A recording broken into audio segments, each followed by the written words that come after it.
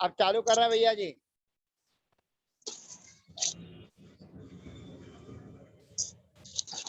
यहाँ पर कातंत्र रूपमाला ग्रंथ के अंतर्गत प्रकृति भाव संधि का वर्णन चल रहा है। आज प्रकृति भाव संधि के अंतर्गत हम जान रहे हैं अमी धन अस्वा, अमी धन एडका, अमी धन उष्ट्रा, अमी धन आदित्य। ये स्थिति हमारे सामने है। अब अमी धन अस्वा, यहाँ पर इसका हम अनतिक्रमण करेंगे। अम धन ई धन अस्वा, ऐसे ही अम धन ई धन एडका, अम धन ई धन उष्ट्रा, अम धन ई धन आदित्य। ये सब चीजें हमने लिख ली। अब यहाँ पर पहले ही हमने आपको नियम बता रखा है कि प्रकृति भाव संधि किसे कहते हैं, कहाँ होती है। तो प्रकृति भाव संधि होती है स्वरों के मध्य में। स्वरों के मध्य में जहाँ पर संधि प्राप्त होती है, कुचित प्रकृति भाव जहाँ जैसा है वैसा का वैसा ही रहता है, उसे प्रकृति भाव संधि कहते हैं। तो यहाँ पर प्रकृति भाव संधि का प्रसंग चल रहा है और एवर्णो या म सवर्णे नाचा परो लोप्या सूत्र की प्राप्ति हुई है। अब हम देखेंगे कि पूर्व पद में एक ही शब्द है, अमी अमी अमी अमी अमी। सामने उसके अन्य स्वर है, अस्वा है, एडका है, उष्ट्रा है, रश्मि है, आदित्य है इत्यादि। तो सामने जो पद है उसके वहां पर अन्य स्वर है। अन्य स्वर का मतलब है असवर्ण है, सवर्ण नहीं है।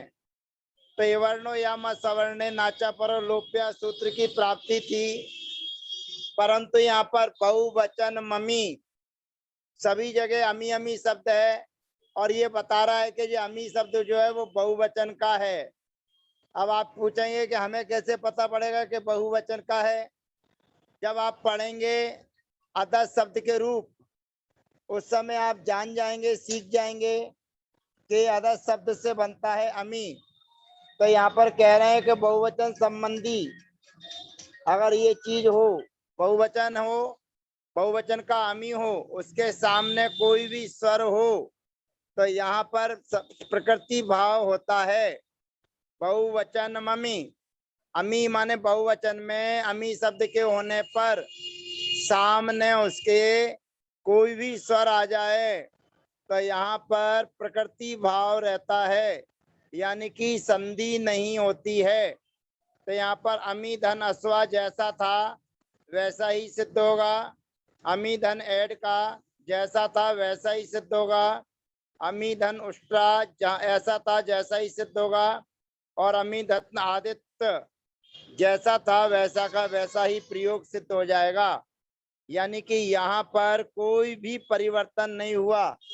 और जब कोई भी परिवर्तन नहीं होता है तो उसी का नाम है प्रकृति भाव संधि। तो ये प्रकृति भाव हो गया। अब यहाँ पर अंत में हमारे बीच में लिखा होगा देवदत्त, 3 नंबर डले हुए हैं, उसको उतारना है। देवदत्त धन अत्र, देव धन धन अत्र। अब यहाँ पर देवदत्त जो है थोड़ा सा विशेष प्रयोग है, जिसको बोलते हैं पुलुत। पुलुत का मतलब होता है संबोधन। यह संबोधन का प्रयोग है और संबोधन के प्रयोग में यहाँ पर समाना सवर्णे दीर्घी भवती परश्च लोपम सूत्र की प्राप्ति थी। ये 3 नंबर लिखे हुए हैं। 3 नंबर का मतलब होता है पुलुत, जिसको जोर से खींच के बोला जाता है उसको पुलुत कहते हैं। तो ये पुलुत शब्द जो बनता है, पुलुत शब्द जो है वो सामने वाले के बोलने के अनुसार बनता है, अपने आप किसी सूत्र के द्वारा उसकी कोई रचना नहीं होती है। तो सूत्र आता है अनुपदिष्टाश्च। अनुपदिष्टाश्च का मतलब होता है जो किसी के द्वारा नहीं बनाया गया हो, ऐसा पुलुत। पुलुत माने जोर से खींच के बोलना। ऐसे पुलुत के होने पर प्रकृति भाव रहता है, यानी कि जो संधि होना थी वह संधि नहीं होगी। यानी कि समाना सवर्णे दीर्घी भवती परस्य लोपम, इस सूत्र की प्राप्ति थी, परंतु यह सूत्र नहीं लगकर अनुपदिष्टाश्च, इस सूत्र से प्रकृति भाव यानी जैसा है वैसा का वैसा ही रहेगा। तो कहाँ कहाँ जैसा है वैसा का वैसे रहेगा? जैसे देवदत्त धन अत्र, यहाँ पर समाना सवर्ण दीर्घी भवती लगना था, जो नहीं होगा। ऐसे ही आगे लिखा है यज्ञ दत्त धन ई है, तो यज्ञ दत्त जहां जहां 3-3 नंबर डले हुए हैं वो सब पुलुत के सूचक है, पुलुत। तो देवदत्त धन ई अत्र, यहाँ पर समाना सवर्ण दीर्घी भवती सूत्र की प्राप्ति थी। और यज्ञ दत्त धन ई है, यहाँ पर अवर्ण एवर्ण ए सूत्र की प्राप्ति थी। और विष्णु मित्र धन ई है, यहाँ पर भी अवर्ण एवर्ण ए सूत्र की प्राप्ति थी, परंतु सूत्र कहता है अनुपदिष्टाश्च। अनुपदिष्टाश्च का मतलब है कि जिसको किसी के द्वारा नहीं कहा गया है, ऐसा अक्षर समाम्नाए अनुपदिष्टा, जो किसी सूत्र के द्वारा नहीं कहा गया हो, ऐसा पुलुत उसके सामने स्वर हो तो प्रकृत्या तिष्ठन्ति, अर्थात वो प्रकृति भाव रहता है। अर्थात उस जो जैसा शब्द है वैसा ही रहता है, उसमें कोई परिवर्तन नहीं होता। तो यहाँ बन जाएगा देवदत्त धन अत्र, यज्ञ दत्त धन ई है, विष्णु मित्र धन ई है, ये प्रयोग सिद्ध हो जाते हैं। अब अगली स्थिति हमारे बीच में आ रही है अहो धन सुश्लोक धन इति, सुश्लोक धन इति। यहाँ पर भी 3 नंबर डले हुए हैं, तो 3 नंबर डले होने का मतलब होता है पुलुत। पुलुत का मतलब होता है जोर से खींचना, जहाँ पर गाया जाता है, जहाँ पर रुदन किया जाता है, जहाँ पर किसी को बुलाया जाता है, वहां पर उस शब्द की पुलुत संज्ञा होती है। तो यहाँ पर शुष्क लोक इति, यहाँ पर भी शुष्लोक के बाद में 3 नंबर डला हुआ है, तो यहाँ पर भी अवर्ण एवर्ण ए सूत्र की प्राप्ति थी। और अनुपदिष्टाश्च, अनुपदिष्टाश्च सूत्र से यहाँ पर प्रकृति भाव होना था, क्योंकि ये श्लोक ये प्लुत है। तो आगे सूत्र कहते हैं नेतौ, नेतौ। अगला सूत्र आता है इति, शब्द के होने पर, ना माने नहीं, अर्थात अनुपदिष्टाश्च सूत्र जिस शब्द को प्रकृति भाव कहता है वह प्रकृति भाव नहीं होता। अब प्रकृति भाव नहीं होगा तो क्या करेंगे? तो फिर अवर्ण एवर्ण ए लगेगा। तो अवर्ण एवर्ण ए क्या करेगा? कहते शुष्क लोक में रहने वाला जो आ है और इति में का रहने वाली जो ई है, तो ई का तो लोप कर देगा और सुश्लोक का जो आ है उसको ए कर देगा, तो बन जाएगा सुश्लोकेति। यहाँ पर इति के पहले सुश्लोक है, सुश्लोक भी प्रकृति भाव वाला ही था, और प्रकृति भाव वाला रहने के कारण उसको अनुपदिष्टाश्च सूत्र से प्रकृति भाव होना था। प्रकृति भाव होना था मतलब जैसा है वैसा ही रहना चाहिए था, लेकिन कहते हैं नेतौ, इति शब्द के होने पर जो पुलुत शब्द था उस पुलुत शब्द के सामने इति शब्द हो तो प्रकृति भाव नहीं रहता है, यानी कि संधि हो जाती है। तो संधि क्या करेंगे? वही अवर्ण एवर्ण ए, जो अवर्ण एवर्ण ए सूत्र है उससे अवर्ण सुश्लोक में रहने वाला जो आ है उसके स्थान पर ई आदेश हो जाएगा, और इति का जो ई है उसका लोप हो जाएगा, तो बनेगा सुश्लोकेति। इस प्रकार से प्रकृति भाव संधि का चैप्टर पूरा हुआ। अब हम प्रकृति भाव संधि में एक बार पुनः रिवीजन कर लें कि सबसे पहले हमारे पास में सूत्र आया था ओ दंता आ ई उ आ निपाता स्वरे प्रकृत्या, अर्थात प्रकृति भाव संधि कहाँ पर होती है? कहते हैं जिन शब्दों के अंत में ओदंत माने ओ अंत में हो, जिन शब्दों के अंत में आ हो, जिन शब्दों के अंत में ई हो, जिन शब्दों के अंत में उ हो, जिन शब्दों के अंत में आ हो तो वहां पर प्रकृति भाव रहता है, यानी जो शब्द जैसा है उस रूप में ही रहता है।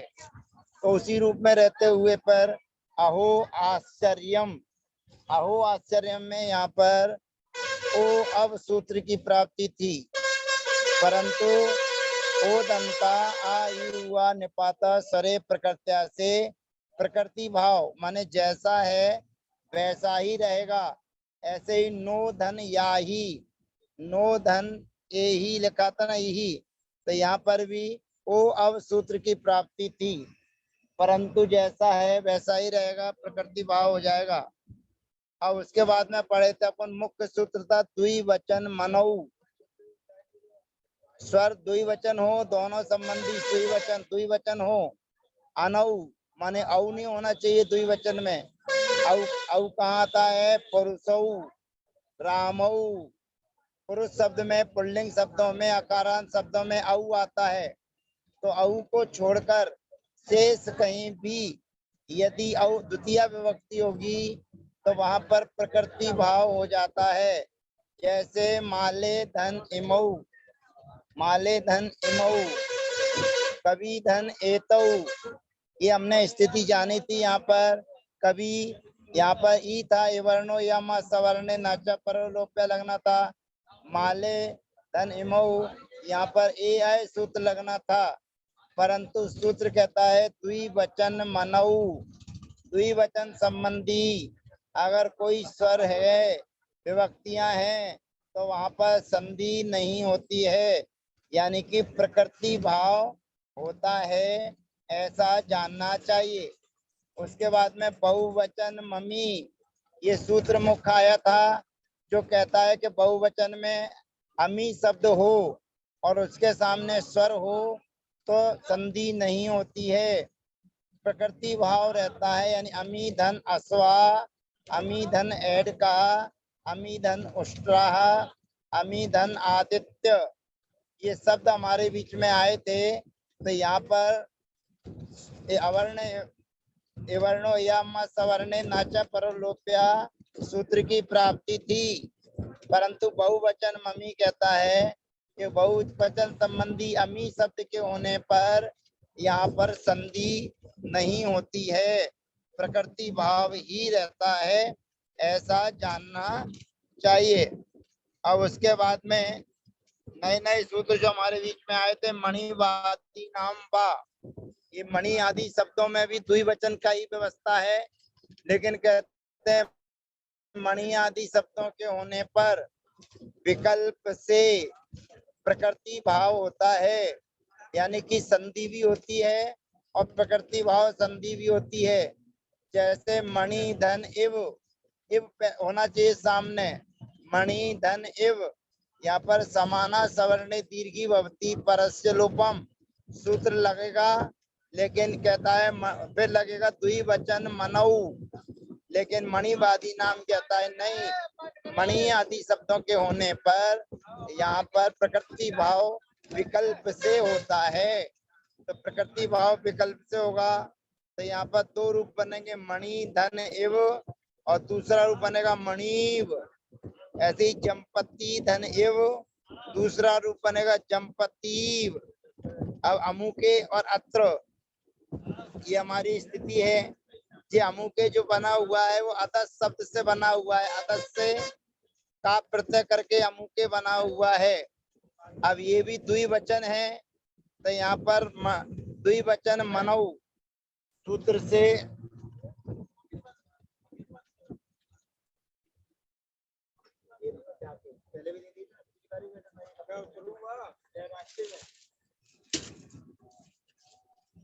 तो यहाँ पर भी द्विवचन मनऊ की प्राप्ति थी, लेकिन आगे सूत्र कहता है ना साको दशा, ना साको दशा का मतलब है कि जहाँ पर अदस शब्द संबंधी द्विवचन हो तो वहां पर प्रकृति भाव नहीं रहता है,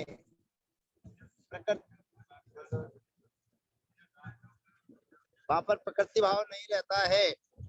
तो प्रकृति भाव का निषेध करेंगे तो फिर एदोत्परा पदांते लोप मकारा सूत्र लगेगा। एदोत्परा पदांते लोप मकारा, तो शब्द की सिद्धि हो जाएगी। अमु के धन अत्र, अमु के धन अत्र, अमु के त्रिना साको तसह, ये सूत्र लगता है। और आज आपने पुलुत वाली शब्दियां पढ़ी ही हैं कि अनुपदिष्टाश्चय, जो संधियां पुलुत किसी के द्वारा नहीं कही गई हो, उनको यदि पुलुत करना हो तो वो प्रकृति भाव को प्राप्त होता है। अनुपदिष्टाश्चय, जो किसी के द्वारा उपदिष्ट नहीं है, किसी के द्वारा नहीं कहा गया हो, केवल बोलने वाले के अनुसार ही चलता है। अगर बोलने वाला उसको पुलुत बोलेगा तो पुलुत हो जाएगा, नहीं बोलेगा तो नहीं होगा। फिर उसके बाद में नेतौ सूत्र कहता है अनुपदिष्टास के द्वारा जो पुलुत के लिए प्रकृति भाव कहा गया है, वह प्रकृति भाव इति शब्द के होने पर नहीं होता है। तो इति शब्द के होने पर नहीं होगा, तो फिर अवर्ण एवर्ण ए लग जाएगा, तो प्रयोग बनेगा सुश्लोकेति। अब यहाँ पर कुछ छंद शास्त्र के ज्ञान कराने के लिए आपको ह्रस्व की कितनी मात्रा होती है, दीर्घ की कितनी मात्रा होती है, पुलुत की कितनी मात्रा होती है और व्यंजन की कितनी मात्रा होती है, यह बताने के लिए आपके बीच में श्लोक आता है। श्लोक आता है, वो कहता है, आगे श्लोक आएगा, एक मात्रो भवेत् ह्रस्वो द्विमात्रो दीर्घ उच्यते त्रिमात्रस्तु पुलुतो ज्ञेयो व्यंजनम चार्धमात्रकम। ये श्लोक है। एक मात्रो भवेत् ह्रस्वो द्विमात्रो दीर्घ उच्यते त्रिमात्रस्तु पुलुतो ज्ञेयो व्यंजनम चार्धमात्रकम। हमने पढ़ा है पूर्वो ह्रस्वः, जो वर्ण ह्रस्व होते हैं उसकी एक मात्रा होती है। और हमने पढ़ा है परो दीर्घः, जो दूसरे वाले वर्ण होते हैं वो दीर्घ होते हैं, वो दीर्घ की द्विमात्रा, दो मात्राएं होती हैं। और त्रिमात्रा तो पुलुतो गेयो, और जो पुलुत होता है उसकी तीन मात्रा होती है। पुलुत जो अभी आपने अनुपदिष्टास्य पढ़ा है उसी को पुलुत कहते हैं, तो उसकी तीन मात्राएं होती हैं। इसलिए उस शब्द के सामने विष्णु मित्र, यज्ञदत्र आदि के सामने तीन की संख्या लिखी हुई थी, तो तीन की संख्या लिखे होने पर उसको पुलुत कहते हैं। और व्यंजनम अर्धमात्रकम, और जो व्यंजन होता है उसकी आधी मात्रा होती है। इसलिए जब कभी वह संयोग के सामने आता है, किसी स्वर के पहले दो संयोग आ जाते हैं, तो वहां पर उस व्यंजन की उसको उच्चारण किया जाता है, क्योंकि डेढ़ मात्रा नहीं होती तो दो करना पड़ती हैं। तो व्यंजन की आधी मात्रा को पूरी मात्रा करी जाती है, इसलिए उसको खींच के बोला जाता है। अब यहाँ पर कहते हैं, तो यहाँ लिखा है दूरात आह्वाने, ऊपर ये लिखा हुआ है श्लोक के ऊपर, दूरात आह्वाने गाने रोदने च पुलुता ते लोकता सिद्धा। ये जो लिखा हुआ है दूरात आह्वाने, दूर से बुलाने के अर्थ में, ये देखिए भैया जी ने डार्क कर दिया है। दूरात आह्वाने, दूर से किसी को बुला रहे हैं आवाज देकर, अथवा गाने, जो गाने की लय ली जाती है, स्वर खींचा जाता है। और रोदन, जो रोआ जाता है, बच्चे जब रोते हैं तो एक ही स्वर उनका चलता रहता है। इन शब्दों में के प्रयोग में पुलुत कहलाता है। पुलुत माने जोर से खींचना, और पुलुत की तीन मात्रा होती है, ऐसा जानना चाहिए। इस प्रकार ये प्रकृति भाव संधि यानी पंच संधियों में स्वर संधि और प्रकृति भाव संधि, ये दो संधियों का प्रकरण चैप्टर अध्याय पूर्ण हुआ। अब कल हमारे बीच में आएगी व्यंजन संधि, यानी कि अगले सत्र में हम जानेंगे व्यंजन संधि के बारे में, जहाँ पूर्व पद में व्यंजन होगा और उत्तर पद में व्यंजन भी हो सकता है और स्वर भी हो सकता है, तो उसकी चर्चा अगले सत्र में। तब तक के लिए आज्ञा दीजिए। जय जिनेन्द्र, वंदना, सबका धन। ये व्यंजन संधि की चर्चा अगले सत्र में।